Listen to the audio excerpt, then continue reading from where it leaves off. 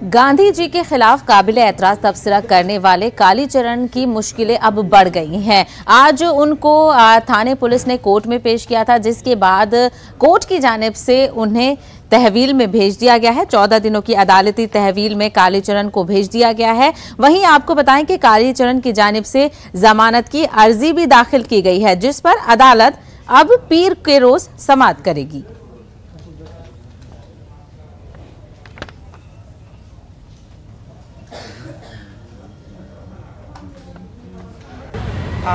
जितेंद्र आव्हाड जो राष्ट्रवादी के लीडर है और महाराष्ट्र के मंत्री है, उन्होंने महाराष्ट्र के खिलाफ एक गुना दाखिल करवाया था।